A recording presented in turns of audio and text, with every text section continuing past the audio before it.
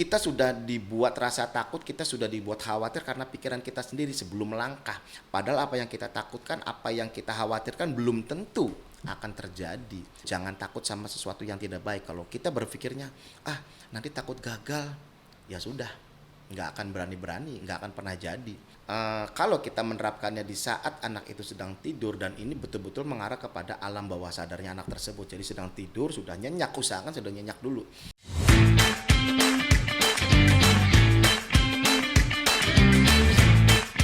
Tingginya angka kenakalan di kalangan remaja saat ini mengundang perhatian banyak pihak. Berbagai upaya dilakukan untuk meminimalisir aksi remaja yang dapat menimbulkan dampak negatif di masyarakat. Nah, kali ini Dialog Podcast kedatangan seorang hipnoterapis nih, Niko Andri Lesmana, yang konsen mengatasi permasalahan remaja yang saat ini semakin memperhatinkan. Apa kabar, Mas? Alhamdulillah baik sekali hari ini. Sehat lo ya? Alhamdulillah. Oke, sehat terima kasih nih sudah datang di Dialog Podcast ya. Oke, aktivitasnya apa sekarang? Saat ini banyak yang saya kerjakan. Termasuk ini juga aktivitas saya yang harus terus saya kembangkan karena masih dalam dunia hipnosis. Jadi hipnosis ini kayaknya kegiatan sehari-hari. Oke. Ya utama sih enggak, karena yang diutamakan banyak gitu kan. Oh, yang diutamakan banyak. Main musik juga. Ini seperti ya di depan saya juga seorang singer top. Oke. Masih nyanyi kan? Oh masih. Oke, di mana nyanyi sekarang? Sekarang itu aktif rutin hanya di Montir Kopi. Oh, di Montir Kopi. Di Jalan Tuparef itu. Oke, selain nyanyi hipnoterapi, ada kegiatan lain? Hobinya saat ini adalah masak. Masak. Ya, kebetulan saya punya mengelola bisnis kuliner lah. Oh, kuliner juga ada. Jadinya karena suka dalam dunia kuliner, masak-masak, akhirnya mengembangkan itulah. Banyak banget kegiatannya ya. Oke, kalau kita ngomong-ngomong hipnoterapi ini yang saat ini juga sedang populer di masyarakat sebenarnya. Dalam upaya banyak yang dilakukan untuk bisa tadi merubah mindset dan yang lain-lain. Jadi mungkin dilakukan oleh hipnoterapi sendiri ya. Nah, mungkin banyak juga yang belum tahu nih. Hipnoterapi itu apa? Mungkin bisa dijelaskan, Mas Niko. Nah, jadi kalau hipnoterapi itu kan basicnya itu adalah hipnotis ya, atau hipnosis. Ada juga bahasa-bahasa yang itulah. Jadi kalau hipnoterapi itu kan ujungnya nih terapinya ini nih. Terapinya ya? Jadi sesuatu yang dilakukan ya diterapi gitu tuh. Dan terapi itu bukan berarti harus yang selalu mengulang-ulang. Jadi ada juga konsep hipnoterapi, sesuatu yang diterapikan kepada seseorang tanpa harus mengulang. Hanya satu kali pun bisa. Dan itu pun harus melihat bagaimana sifat dan kondisi permasalahan orang tersebut yang akan nanti dilakukan terapi hipnosis itu. Jadi banyak hal lah yang bisa dikembangkan. Oke.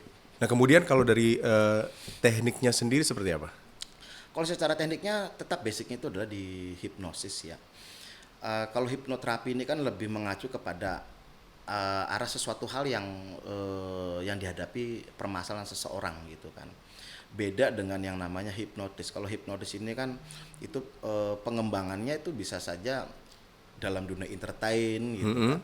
Atau mau bikin ketawa-ketawa temen lah atau apalah, atau hypnostate ya, hipno yang dikembangkan secara di panggung-panggung hiburan. Tapi kalau hipnoterapi itu justru lebih mengarah kepada personalnya. Pengobatan? Iya, semacam seperti itu. Karena namanya hipnoterapi ini yang saya hadapi ini justru untuk dunia hipnotis atau hipnosis secara langsung, secara state ataupun entertainment itu sekarang jarang, justru lebih banyak menjalankan hipnoterapi karena bisa dikatakan sekarang di tahun sekarang ya banyak hal-hal permasalahan yang dihadapi tiap manusia, terutama tingkat emosional, tingkat hal-hal lain yang bisa saja yang karena terjadi akibat faktor penurunan ekonomi, situasi pekerjaan atau apa, akhirnya merubah pola pemikiran orang ini akhirnya macam-macam, seperti emosi yang susah terkontrol, lalu kehidupan hal yang menjadi sebuah kebiasaan buruk yang pernah terjadi dulu lalu sudah ditinggalkan akibat faktor-faktor hal tadi, akhirnya menimbulkan kebiasaan buruk yang lalu bisa terjadi lagi dan terulang lagi dan akhirnya menjadi sebuah hal yang negatif untuk seseorang. Oke, hal yang negatif. Jadi artinya memang hipnoterapi ini dilakukan tadi untuk menghilangkan hal-hal yang negatif tadi. Iya, betul. Oke. Kemudian biasanya untuk melakukan hipnoterapi sendiri harus dilakukan 1 kali, 2 kali atau berulang-ulang? Seperti yang saya sampaikan tadi, hipnoterapi bukan berarti harus dilakukan berulang-ulang. Jadi ada sebuah konsep terapi, jadi menerapi seseorang yang bisa dilakukan hanya 1 kali, dan itu harus melihat kondisinya, permasalahannya seperti apa dulu. Nah, kalau yang sifatnya misalkan kecanduan, nah kecanduan itu kan ada beberapa kategori. Orang mungkin kalau imajinasinya berpikirnya kalau kecanduan, wah pasti larinya ke narkoba. Candu lah ya. Jadi tidak hanya narkoba, dan justru yang saya sering temuin ini unik-unik gitu. Pecandunya macam-macam. Gitu. Candu apa misalnya ini? Sebuah minuman yang dalam botol, minuman manis lah intinya gitu. Itu juga karena akibat hipnotis sebetulnya. Jadi misalkan kita nggak perlu sebut nama merek gitu kan ya. Apapun makanannya, minumnya itu kan. Nah, itu udah menjadi sebuah bentuk Hipnotis ya? iya, termasuk hipnotis. Karena iklan yang terus akhirnya mengikat di otak gitu tuh. Akhirnya kita makan di mana-mana Minumnya itu. Iya, pelayannya minumnya apa? Oh ya, karena udah otaknya sudah dikunci. Minuman itu kan gitu ya. Nah, akhirnya mungkin gara-gara efek hipnotis tersebut akhirnya menimbulkan orang itu jadi kebiasaan buruk. Jadi kalau nggak minum itu dia merasa Belum minum. Jadi bukan itu aja, nggak semangat. Nggak semangat. Fokus kerjanya jadi nggak bagus segala macam. Cuman kan kalau sesuatu yang berlebihan akhirnya nggak baik gitu. Korban iklan lagi. Nah, jadi kalau bentuk konsep hipnoterapi juga kalau kita melihat suatu kasus yang sifatnya agak parah tadi ya, nah itu baru bisa dilakukan lebih dari 1 kali. Lebih dari 1 kali. Dan tujuannya adalah apa? Seperti hal iklan tadi, karena sesuatu yang terus digembor-gembor di dalam iklan ya, apapun makannya gitu-gitu, sekali 2 kali akhirnya tertanam di otak. Nah, akhirnya hipnoterapi yang diterapkan adalah apa? Memasukkan sebuah sugesti yang bersifat positif untuk mengikat dalam pikiran seseorang. Akhirnya ya tertanam, hei kamu harus positif, jadi positif terus. Seolah-olah seperti itulah gambarannya. Oke, artinya memang manfaatnya sangat banyak sekali sebetulnya ya. Banyak banget, Banyak manfaat ya. bisa ratusan dengan Oke. Ini juga banyak juga yang belum tahu sebetulnya. Akhirnya menganggap bahwa hipnoterapi ini sama dengan hipnotis ya. Padahal enggak. Ya sama aja sebetulnya. Oh, sama. Sama aja. Hanya itu kan hanya bahasa lah. Cuman mungkin tujuan lah ya. Tujuannya beda-beda. Tujuannya beda-beda. Dan kalau dibilang tadi tujuan, sebenarnya lebih banyak yang manfaat apa yang enggak manfaat sih? Semua tergantung ya. Nah, ini kembali lagi kepada hal yang sekalian mungkin saya harus ungkap di sini ya. Hipnotis mungkin di masyarakat ini menjadi sebuah istilah, sesuatu yang didengarnya agak nggak enak. Misalkan kejahatan hipnotis, misalkan gitu di jalanan gitu. Padahal itu kejahatan bukan akibat hipnotis, hanya akhirnya masyarakat aja yang terkena korban, yang melaporkan ke kepolisian lalu naik ke media dibilangnya korban penipuan karena hipnotis. Jadi hingga hartanya ya diambil orang lah. Ya, diambil orang. Padahal itu bukan hipnotis ya, tapi itu apa ya? Ya sudah permainan para kriminal gitu yang mengalihkan perhatian seseorang itu kan. Akhirnya dia merasa barang-barangnya dia hilang, akhirnya saya kan hipnotis, padahal enggak juga. Padahal bukan. Iya. Karena untuk hipnotis sebetulnya untuk konsep hipnotis ya yang non gendam ya. Nah, itu enggak bisa dilakukan untuk hal-hal seperti itu dan sangat-sangat beresiko tinggi. Karena sesuatu yang diterapkan secara hipnotis untuk tujuan jahat ya, itu belum tentu mudah berhasil, belum tentu. Oke. Apabila saya berhadapan sama orang yang mungkin saya niatnya mau hipnotis orang untuk mengambil hartanya gitu. Dan ternyata orang itu terkena pengaruh hipnotisnya misalkan hanya 50% dan 50% masih punya tingkat sadar. Jadi itu sangat beresiko. Di saat sini HP-nya misalkan, sini dompetnya atau apa, dia agak sedikit aneh. Loh, ini apa nih? kamu nggak bener ya, teriak Oke. maling, wah cilaka dah. Nah, kalau yang tadi hanya sekali sentuh terus tertidur itu apa namanya? Nah, itu ada bentuk pola-pola yang diterapkan yang secara khusus seperti yang tadi. Jadi sebelum ada hal-hal yang memang saya memainkan sebuah sugesti dulu kepada seseorang, dan biasanya sebelum saya melakukan hipnoterapi, saya itu melakukan tester dulu, tes sugestibilitas. Saya harus membaca di mana tingkat sugestibilitas seseorang tersebut, sampai di mana. Misalkan di tempat ramai bagaimana, di suara bising atau apa bagaimana. Karena orang-orang yang melakukan hipnoterapi itu nggak semuanya itu bisa nyaman dalam kondisi ramai atau bising ya. Jadi ada juga memang yang dia baru bisa dapat 100% terkena pengaruh hipno yang diterapkan itu, ada yang maunya di tempat yang sepi, Oke. atau ada iringan musik sedikit gitu lah. Jadi untuk bisa mengantarkan di alam bawah sadar ini bener-bener relaksasinya Biar dapat. lebih fokus lah ya. Nah, itu dia. Oke. Biasanya kalau dengan iringan musik itu berhasil juga. Nah, itu emang awal-awal dari dulu juga konsep hipnoterapi dan hipnosis itu selalunya ada iring-iringan musik gitu. Tetapi bagi orang-orang yang sudah levelnya mungkin sudah berpengalaman, justru bisa merubah hipnoterapi ataupun hipnosis yang diterapkan seseorang itu tanpa harus ada iringan musik.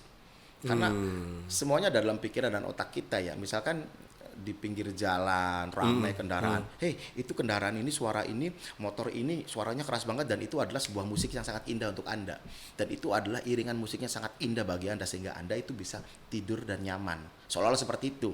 Jadi suara kebisingan itu bisa dirubah jadi musik, jadi tanpa harus ada musik yang nyatanya musik gitu. Oke. Jadi tetap si orang ini bisa mengalihkan tadi suara bising menjadi suara musik. Nah itu dia. Bisa banget ya. Bisa banget, karena apapun, setiap orang kan punya selera berbeda, sama halnya pada selera musik ya. Ini ada orang senangnya lagunya dangdut misalkan, lalu dikasih irama musik yang mungkin mengandung unsur musik-musik orkestra misalkan, karena dia senangnya dangdut, ya nggak suka, akhirnya di otaknya dia nggak ngerasa nyaman. Kecuali kasih lagu dangdut dia baru nyaman karena dia sukanya dangdut. Sama halnya orang senang lagu pop dan rock. Jadi di situ yang saya menemukan beberapa pola. Ternyata untuk musik itu belum tentu semua orang itu bisa nyaman di saat penerapan pola hipnoterapi. Walaupun menggunakan irama musik yang relaksasi, yang ada suara air gitu, desiran angin, suara kicau burung, dan belum tentu orang itu bisa nyaman. Karena otak manusia. Karena belum tentu juga dia suka dengan musik itu ya. Ya itu dia. Dengan suara-suara seperti itu. Karena kembali lagi kepada selera dan kesukaan. Oke. Sudah berapa lama sih nih Mas Niko nih untuk menggeluti dunia hipnoterapi ini? Sebetulnya kalau menghitung waktu ya, sudah mulai terjun ke masyarakat lah katakan begitu, dan dalam dunia pendidikan itu udah 10 tahun yang belakang ya. Dan kenapa hari ini saya memakai baju ini gitu, ini adalah baju kebesaran sebuah organisasi kepemudaan ya, yaitu di Kota Cirebon, yaitu 234 SC. 234 SC ya. Jadi Solidarity Community ini isinya anak-anak muda semua ya. Nah, karena saya suka dalam dunia bidang-bidang kepemudaan dan juga anak remaja, akhirnya di sini saya mendapatkan wadah di mana saya bisa banyak hal yang bisa saya terapkan dalam dunia saya, yang akhirnya saya bisa masuk ke beberapa bagian sesi pendidikan lah, seperti di sekolah-sekolah gitu. Awal-awal diperkenalkan yaitu ya via seseorang teman baik itu yang di 234 SC ini. Oh begini, saya menghadapi beberapa ratusan anak siswa gitu. Oh saya harus bikin apa sih kepada anak siswa saat ini? Artinya karena memang waktu itu sebetulnya nggak pernah dikonsep dan nggak pernah harus begini dan begitu. Akhirnya cuma diminta ini bagaimana caranya mengurangi tawuran, mengurangi hal-hal buruk kepada siswa atau apa. Oh ya udah, jadi masuk dalam pikiran imajinasi saya, oh begini ya udah saya terapkan. Bagaimana sih nanti kamu ini hormat pada guru, pada orang tua, dan bagaimana sih menghadapi mata pelajaran, apalagi misalkan anak siswa yang nggak suka matematika. Bagaimana caranya biar bisa suka matematika? Suka matematika. Gitu.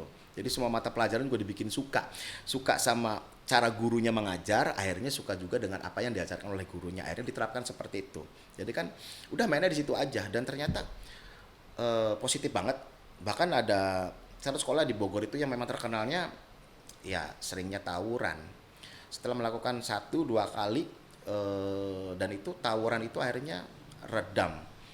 Jadi otaknya anak-anak di saat pulang sekolah udah nggak mau lagi bergerombol ataupun memulai konflik dengan anak-anak sekolah lainnya. Jadi menghindari lah, karena memang otaknya di konsepnya menghindari gitu. Pulang sekolah ya udah pulang sekolah dan belajar, itu aja. Jadi pikiran si anak nih jauh dari yang namanya ribut sama sekolah Iya, lain gitu ya. betul. Terus nongkrong-nongkrong yang nggak penting gitu. Akhirnya dihindarkan gitu. Jadi pulang sekolah ya pulang, udah istirahat, ganti baju gitu, tanpa harus pergi kemana-mana dengan berseragam ya. Sebetulnya itu kan rawan banget ya. Anak-anak sekarang kan yang saya sedihnya ini kalau mengingat permasalahan kenakalan remaja ini, justru lebih banyaknya tuh iseng sebetulnya. Awalnya iseng. Awalnya. Satu iseng, kedua ingin menunjukkan ego nih, ego keberanian di antara teman-teman lainnya dengan mengganggu anak siswa lainnya. Akhirnya menjadi sebuah kebanggaan itu jika terjadi keributan, dan dia justru menikmati di saat kejar-kejarannya, di saat lempar-lempar batu, bahkan mengarah kepada senjata tajam, dan akhirnya dia memiliki rasa kebanggaan yang menjadi sebuah gimana ya, sampai akhirnya dia lupa bahwa apa yang dia lakukan itu mengandung sebuah resiko besar. Oke. Itu dia yang ngeri banget lah. Ya sebenarnya dengan kondisi seperti itu mereka mengetahui ya itu tidak benar sebenarnya. Iya. Tapi tetap dilakukan. Dilakukan karena tadi faktor rasa bangga tadi, iseng tadi, padahal hanya iseng, padahal bermasalah besar gitu.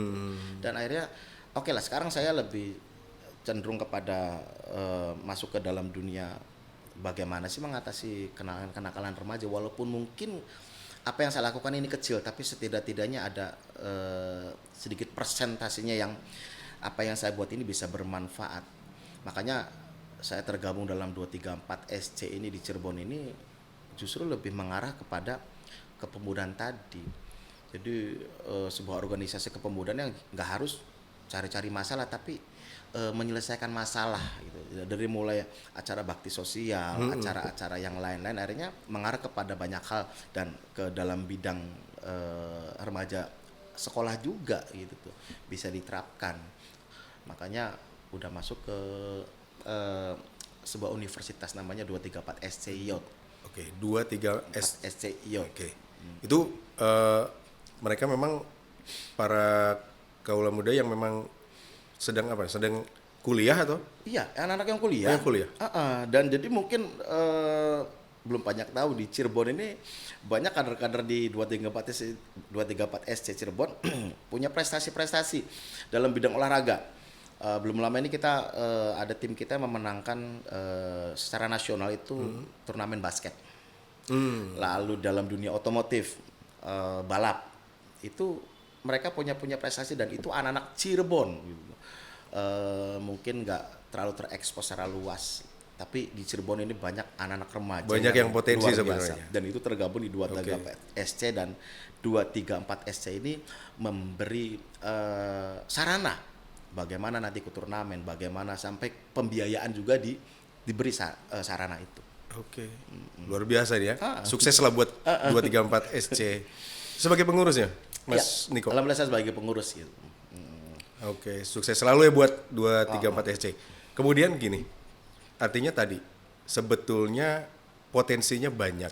Ya, potensinya banyak. Mungkin bakatnya juga banyak. Hanya saja tadi karena memang tidak tereksplor, tidak terbimbing dengan baik, akhirnya mereka banyak yang salah jalan. Liar ya. Kemudian dengan penerapan tadi hipnoterapi itu sendiri, sejauh mana sih efektivitas hipnoterapi untuk bisa merubah mindset mereka bisa menjadi lebih baik? Ya, kalau mengarah kepada anak-anak siswa ya, pelajar ya, karena kebetulan untuk intensitas waktu saya saat ini untuk masuk ke sekolah-sekolah lagi itu kan sudah lama banget karena faktor COVID ya. Nah, akhirnya yang sering saya hadapi adalah yang personal-personal. Misalkan orang tuanya yang mengetahui kenal saya, Oke. atau orang tua yang memang mencari bagaimana terapi hipnosis itu untuk anaknya. Karena anak-anak remaja sekarang nih, masya Allah, artinya banyak hal-hal yang lebih memikirkan sesuatu yang tidak penting dibandingkan dengan yang penting. Seperti contoh ini, nggak perlu saya sebut nama, ini di Cirebon sebetulnya ada orang sangat luar biasa, dia S2 dan nilainya, waduh, bisa dikatakan terbaik. Tetapi akibat faktor kesalahan juga nih, orang tua juga, makanya butuh bimbingan orang tua juga. Seorang anak ini karena tinggal ataupun lahir dari keluarga yang materinya memang berkecukupan, akhirnya orang tuanya ini memberikan sebuah fasilitas yang sangat berlebihan kalau kata saya. Membuat kamarnya ini menjadi sebuah kamar gaming. Jadi karena anaknya suka dengan dunia gaming, dan bukan berarti gaming itu bukan suatu hal yang negatif. Padahal itu memang banyak juga orang-orang sukses dalam dunia gaming ya. Artinya dia bisa mendapatkan income besar juga dan juga banyak yang dikembangkan atau bisa membuat game juga ya. Tetapi yang bermasalah adalah di mana orang tua ini menghadapi masalah di mana anaknya itu lebih suka dengan game, di mana dia mau tidur, bangun tidur, makan apa aktivitasnya lebih banyak di kamar dalam dunia game. Akhirnya si anak ini tidak pernah keluar rumah. Nah, ini kan jadi masalah, sedangkan dia sekolah sangat tinggi sekali, S2 gitu kan. Nah, akhirnya minta tolong bagaimana sih caranya biar anaknya ini lebih berkembang otaknya lagi, nggak harus diam di kamar saja. Jadi bukan berarti tidak boleh dengan game, tapi kalau aktivitas 24 jam full di kamar ini jadi tidak baik. Akhirnya ya sudah, saya coba cari dulu permasalahan seperti apa anaknya ataupun gimana. Akhirnya saya membuat perkenalan dikit dulu ya. Akhirnya hanya satu simpel saya coba. Orang-orang seperti itu pasti punya suatu punya suatu, sosok idola lah yang diidolakan waktu awal-awal, kenapa dia mau belajar, kenapa dia jadi pinter gitu. Akhirnya saya tanya, kamu idolanya siapa misalnya? Oh, idolanya dengan tokoh sangat hebat di Indonesia itu Pak Habibie. Kenapa, sejauh mana kamu ini mengidolakan beliau gitu? Ya dia cerita panjang lebar lah. Ah, ya udah saya bikin itu. Ya udah, Anda kalau nanti main game kelamaan Anda malu dengan Pak Habibie. Kalau Anda lupa waktu dan Anda tidak mau keluar rumah dan Anda tidak mau berkreasi ataupun berkarya di luar rumah, Anda akan malu dengan Pak Habibie. Karena Pak Habibie mau sukses dan dia ingin mengembangkan karyanya itu sampai ke luar negeri karena dia mau keluar rumah. Nah, bagaimana Anda ingin seperti Pak Habibie, hanya diam di rumah saja? Hanya itu saja kuncinya. Nah, sekarang kabarnya alhamdulillah anak itu menjadi seorang ahli di sebuah perusahaan migas. Wih, luar biasa. Itu orang Cirebon tuh. Nah, artinya skill tiap orang itu kan punya gitu kan. Nah, setiap orang ya walaupun yang orang tidak sekolah juga kan punya skill. Nah, tapi dengan skill kecil apapun bisa dikembangkan, malah bisa jadi sesuatu yang luar biasa.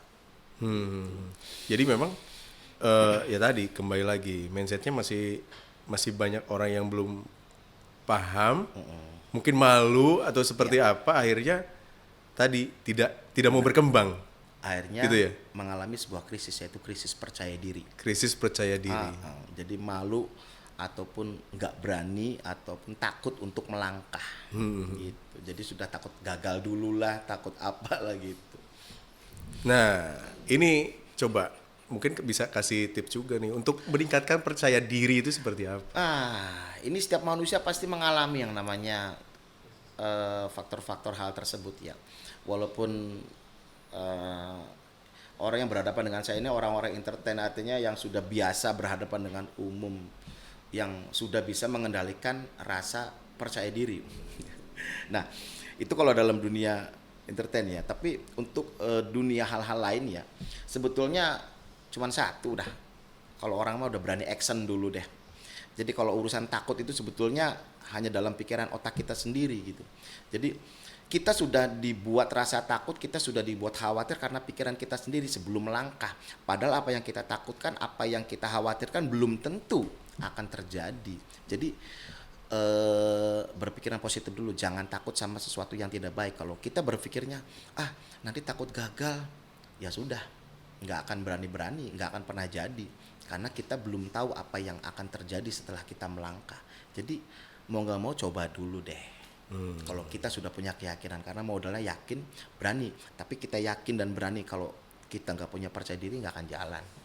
Oke, ini masih juga dirasakan Oni oleh adik-adik kita yang ada di rumah ya. Mungkin mereka juga menganggap bahwa ya gimana ya, bisa enggak ya, iya kan, bisa enggak ya, nanti hasil enggak ya, itu yang jadi akhirnya tidak bisa move ya. Iya.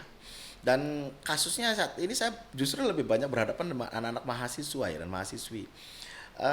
Sampai dia lupa, bahkan dia tidak berpikiran bagaimana orang tuanya ini bekerja keras membiayai anaknya untuk kuliah ya. Biayanya udah tahu sendiri kan, juta-jutaan kan. Tapi akhirnya anak itu tidak pernah berpikir gitu, padahal itu harusnya jadikan acuan ya, bahwa orang tua saya membiayai saya, menyekolahkan saya yang tinggi biar saya menjadi anak yang sukses, yang bisa berguna kan. Tetapi akhirnya mereka ini hanya kalah dengan perasaan tadi, hanya gara-gara faktor kurang percaya diri, yaitu takut di saat menghadapi mau skripsi, takut mau menghadapi ujian. Padahal apa yang dia takutkan apa sih? Cuman hanya ada gara-gara rasa malas aja lah sebetulnya. Malas mau melakukan. Ya namanya tugasnya seorang mahasiswi itu kan ya study lah gitu. Apa-apanya harus kita jalani dulu, dan jangan pernah berpikiran untuk simple beli skripsi yang asal jadi, kan banyak hal lagi gitu. Nah itu yang akhirnya berimbas kepada hal yang nggak nempel di otak karena tidak ada pengalaman saat membuatnya gitu kan. Nah rasa kurang percaya diri yang kurang ini Pak, bagi anak-anak mahasiswa ini akhirnya dia banyak bolos, apalagi yang tinggal kuliahnya di luar kota. Orang tuanya nggak pernah tahu kalau anaknya sering bolos, dan ternyata kenapa sih sering bolos? Ya tadi takut dengan hal-hal mau ujian ataupun mata pelajaran atau apa.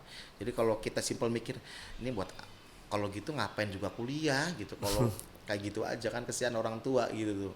Tapi alhamdulillah dengan dunia hipnosis ini bisa bermanfaat di saat dia sudah percaya diri dia kurang, lalu semangatnya down gitu. Nah baru diangkat rasa percaya dirinya, diangkat semangatnya, lalu diangkat pola pemikirannya mengenai skillnya.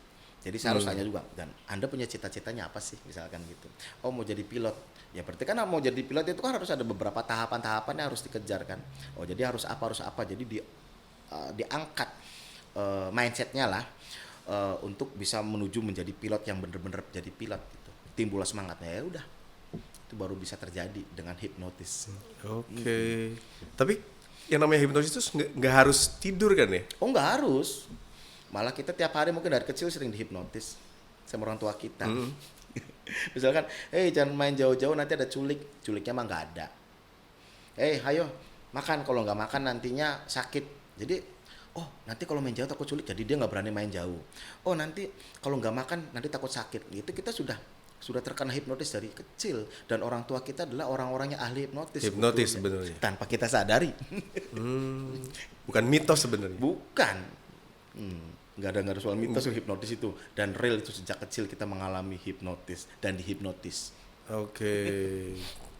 Jadi secara tidak sadar bahwa kita sebetulnya dari kecil tuh sudah dihipnotis oleh orang tua.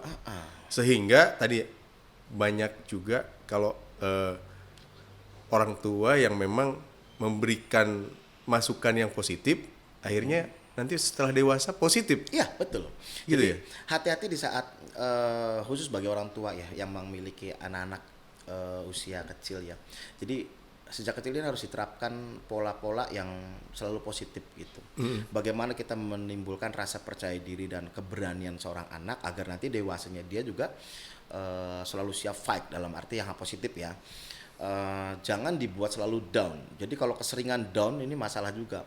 Makanya ini kita bicara tentang dunia kepolisian lah. Ini akhirnya kepolisian jadi negatif karena umumnya nih orang Indonesia ini kebanyakan jangan jauh-jauh nanti ada Pak Polisi nih, nanti tangkap Pak Polisi. Nah akhirnya Pak Polisi nggak ngapa-ngapain, yang kerja baik akhirnya ke bawah-bawah nggak enak karena pola tadi sejak kecil. Akhirnya ada sedikit masalah aja rasanya udah kayak gimana gitu sama kepolisian. Pak polisinya baik karena sudah kecil, awas nanti tangkap polisi. Jadi anak ini memang sudah terbentuk di pola otaknya gitu. Jadi jangan salahkan hal-hal lain karena cara mendidik. Dan juga ada teknik mendidik anak, bagaimana kita menghipnotis anak kita sendiri itu mudah dan siapapun itu bisa. Oke, Bisa mungkin bisa sama- dikasih Ah. bocoran dong. Nah ini bagi anak-anak, bagi orang tua yang memiliki usia anak-anak ya, yang misalkan mengalami hal-hal yang mungkin bandel ya. Bandel ini kan macam-macam.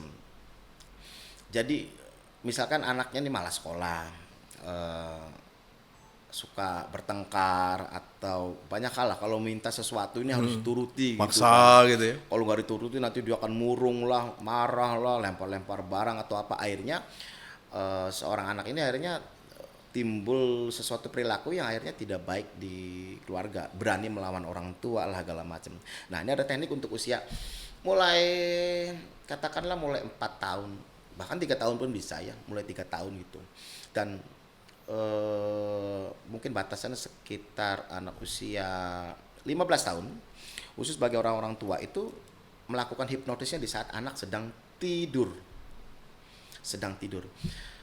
Jangan menasihati anak yang bersalah di saat sedang sadar. Nanti masuk kanan keluar kiri di telinganya gitu ya. Suara yang disampaikannya, pesan yang disampaikannya.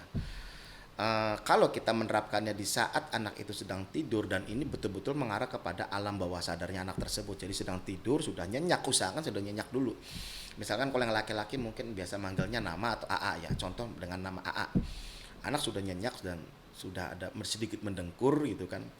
Bangun, agak sedikit dikagetkan. Otomatis anak akan bangun, apa sih gitu. Nah, itulah antara sadar dan tidak sadar, di tengah-tengahnya alam bawah sadar Alam bawah terbuka. sadar. Dan itu hanya secepat kilat aja, tinggal ngomong dalam kupingnya di sebelah kanan. Usahakan bismillah dulu kalau kita orang Islam ya. Bismillahirrahmanirrahim. AA, nanti AA nih rajin ngaji dan gak tahu kenapa seneng banget pengen ngaji dan pengen bisa ngaji, misalkan gitu. Nah, misalkan ingin membentuk anak ini, AA ini sama orang tua tuh nurut, patuh, karena kalau nggak nurut sama orang tua itu dosa. Udah, hanya itu saja. Terapkan itu dalam 3 hari berturut-turut tiap malam. Nanti 3 malam berikutnya apa lagi yang mau kita kelola. Misalkan AA ini nanti selalu semangat belajar dan ingin jadi orang sukses. Karena apa? AA ini punya cita-citanya tinggi dan kepengen sukses. Itu udah. Kata-katanya simpel aja. Nanti bertahap-bertahap. Dan itu akan sangat membantu sekali membentuk pola mental, pola macam-macam hal yang positif kepada anak. Tinggal bagaimana kita mengelola kata-kata positif apa yang kita sampaikan pada anak, tetapi di saat sedang tidur anaknya. Jadi setelah kita menyampaikan pesan tersebut baru udah tidur lagi, tidur. Nah, itu walaupun anak itu nanti tertidur lagi, itu tertanam di otak gitu. Jadi tanpa sadar nanti dia akan mengikuti apa yang kita sampaikan tanpa disadari. Akhirnya mau kepada orang tua jadi nurut, jadi patuh, ke guru juga di sekolahan juga seperti itu. Nah, satu hal lagi untuk masalah sekarang nih yang saya hadapi ini, banyak kasus-kasus di mana game online ini luar biasa ini. Enggak hanya anak-anak, dewasa juga asik game. Game aja ya. Di jalanan tuh udah mata fokus ini. Ada yang lagi pacaran berdua, yang perempuannya asik makan, yang cowoknya asik nge-game. Wah, jangan pacaran lagi, udah game aja di rumah, seolah-olah gitu ya. Nah, ini game ini sebetulnya untuk anak-anak usia, untuk anak usia remaja ini, terutama untuk orang tua, ada teknik yang paling simpel sekali, yaitu di saat anak sedang main game, jangan dimarahin.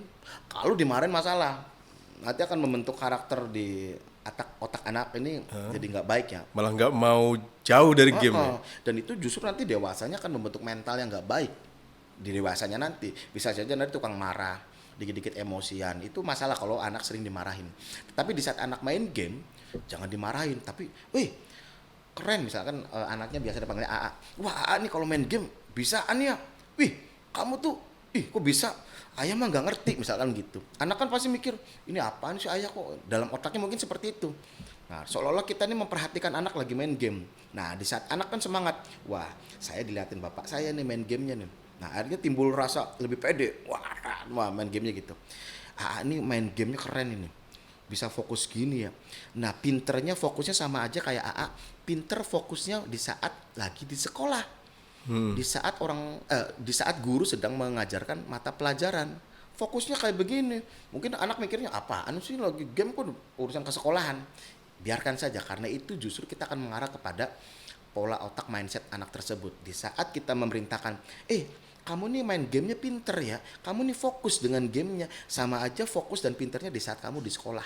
Nah itu akan tertanam di sekolahan, di saat dia berhadapan sama gurunya sedang mengajarkan mata pelajaran, fokusnya, konsentrasinya sama saat sedang main game. Itu akan terbentuk. Jadi nanti akhirnya dia konsen ke guru di sekolah ya. Iya, konsen fokusnya sama saja di saat dia main game. Gitu. Walaupun apapun perilaku itu kan tidak baik ya, karena justru banyak hal-hal kelalaian ataupun yang terjadi kepada anak-anak, kelalaian tadi dengan aktivitas game tersebut. Dia hanya memiliki satu fokus saja dengan game. Dia tidak fokus dengan yang ada di sekitarnya. Nah kalau dalam lingkungan rumah atau apa mungkin aman. Tapi kalau di luar rumah, kalau ada sesuatu hal-hal yang sifatnya mengarah kepada kriminal atau apa, dia tidak menyadari. Misalkan dia asik main game, di sininya ada barang-barang pribadi dia atau apa, dia nggak sadar kalau barang pribadinya diambilin orang atau apa, dia tidak sadar. Setelah dia main game sesudah, loh ini barang-barangnya kemana, itu bisa sangat terjadi. Nah, makanya kejahatan hipnotis justru bukan hipnotis. Nah tapi karena hal kitanya sendiri nggak fokus, karena kita fokus kepada satu, barang-barang kita hilang. Misalkan dalam angkot, dalam bus, ada pelaku kejahatan pura-pura muntah satunya, yang di temennya, tim kejahatannya akhirnya dia ngambil barang-barangnya karena dia fokusnya kepada yang muntah itu kan. Nah akhirnya ya udah dia nggak sadar, setelah sadar oh kena hipnotis, padahal bukan hipnotis. Paling itu Pengalihan perhatian. Itu sangat memungkinkan. Sangat sekali. Oke, jadi hipnotisnya yang disalahkan. Padahal hipnotisnya nggak gitu banget. Oke. Tadi untuk melakukan hipnoterapi, ya kan? Pastinya anak-anak, dewasa, remaja hingga orang tua, itu memiliki teknik dan bahasa yang berbeda ya. Pastinya akan menyesuaikan ya. Menyesuaikan. Makanya banyak teman-teman yang dalam dunia teknik belajar hipnosis, kebanyakan saat ini yang saya temui itu lebih banyak menerapkan hal-hal yang sifatnya basic, dasar ya. Tapi apapun mereka semangatnya saya acungi jempol dengan semangatnya itu. Mudah-mudahan dia menemukan pengalaman sendiri, karena tiap orang seperti saya ini kan mengalami beberapa hal perbedaan pengalaman, walaupun pengalaman itu adalah kuncinya. Jadi semakin banyak pengalaman dan jam terbang, disitulah ilmu kita terasah gitu. Karena kalau udah terjun di dalam dunia masyarakat ini, untuk dunia hipnosis dan hipnoterapi ini sangat beragam banget, dan terutama dunia LGBT. Nah mudah-mudahan dengan di forum ini, di Dialog Cirebon ini, saya bisa ibarat kata mau ngomong undak-undak lah. Karena ini kasus LGBT ini di tingkat remaja sudah sangat-sangat meresahkan, yang berimbasnya banyak kalah sampai ke penyakit ya, penyakit kelamin ya, HIV, AIDS lah.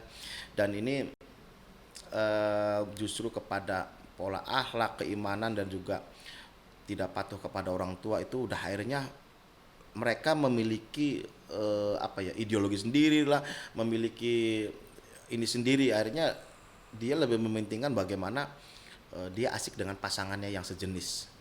Dan ini yang ngerinya kan usia-usia sangat-sangat belia, sudah banyak, bukan sedikit, udah banyak, dan ini sangat meresahkan. Tapi biasanya itu diawali dari tadi pergaulan ya? Pergaulan dan juga hati-hati nih faktor keluarga sejak kecil. Makanya yang tadi saya bilang, jangan main marah kepada anak di saat anak membuat kesalahan, di saat anak-anak. Nanti timbulnya macam-macam. Karena 30% lah yang saya temukan itu kasus-kasus LGBT, terutama yang perempuan ya, dia akhirnya tidak mau berhubungan sama laki-laki. Bahkan ada laki-laki yang ingin mendekati pun tidak mau, hanya anggap teman saja. Karena waktu kecilnya sering dimarahi oleh bapaknya. Jadi itulah menjadi sebuah traumatik yang tertanam dari kecil, menyebabkan di saat dewasanya begitu, dia benci dengan laki-laki. Itu. Apa karena memang orang tua sering bilang, jangan dekat laki-laki, jangan dekati Bisa juga laki-laki seperti itu. Karena itu ya. Iya, bisa saja seperti itu. Makanya sebagai orang tua kita harus bisa sebisa mungkin, sebijak mungkin bagaimana kita berbicara dan berkomunikasi kepada anak. Di saat anak ada sebuah kesalahan, bagaimana kita memberikan nasihat kepada anaknya di saat dia membuat salah, dan bagaimana untuk memberikan motivasi semangat kepada anak ini agar ya anak nih selalu berpikiran positif yang baik-baik lah gitu tuh. Itu gitu. Oke. Nah, terus tadi berarti kalau ke yang dewasa bahasanya lebih dewasa lagi ya? Iya, menyesuaikan lagi gitu, menyesuaikan lagi. Tapi walaupun saat ini yang saya sering jumpain itu dalam dunia LGBT ini, saya justru lebih ke kepada apa? Bagaimana saya harus mengetahui permasalahan awalnya dulu. Nah, setelah awalnya tahu, nah baru saya bisa dikelola untuk menghentikan masalah faktor-faktor LGBT tadi menjadi sebuah yang normal. Mungkin Mas bisa kasih sedikit statement ya untuk pemirsa semuanya nih. Untuk para masyarakat khususnya mereka yang sebenarnya pengen tadi ada sebuah perubahan, ya ingin merubah hidup, ya mindsetnya juga harus dirubah. Iya. Harus seperti apa? Sebetulnya ini peran orang tua, keluarga, dan guru di sekolah itu yang paling dominan ya untuk remaja ya, anak-anak siswa sekolah ya, untuk membentuk menjadi baik ya tadi orang tua, guru di sekolah betul-betul bisa membimbing, betul-betul membimbing lah. Jadi kalau guru di sekolah nggak hanya mengajarkan mata pelajaran aja, tetapi pada hal-hal yang lain-lain. Walaupun di sekolah itu ada guru agama, ada guru matematika, ada bahasa Indonesia ataupun lain-lain. Jadi pola-pola yang saat ini masyarakat ini, anak-anak remaja sekarang yang dihadapi ini kan udah agak bisa dikatakan agak krusial lah. Artinya setiap guru mata pelajaran juga bisa menerapkan pola-pola kalau menyempatkan ada kata-kata adik-adik begini yang positif. Nanti di rumah juga orang tua seperti apa juga. Nah, insya Allah itu akan membentuk anaknya menjadi hal-hal yang anak yang bisa berhasil gitu. Karena sering diberi motivasi positif, diberi sebuah warning yang gimana gitu agar menghindari. Karena untuk zaman sekarang ini kan anak remaja sekarang ini enggak hanya dewasa, ini mulai usia sangat belia sekali sudah mengenal dunia narkoba, ya, obat-obatan segala macam. Dan saya dan pernah sampai keluar air mata waktu saya di Bandung gitu, menemukan seorang anak usia kelas 6 SD sudah kecanduan sebuah obat batuk cair yang biasa di warung gitu. Itu minum Kecanduan 10 saset, itu anak kelas 6 SD sehari. Bahkan bisa 2 kali.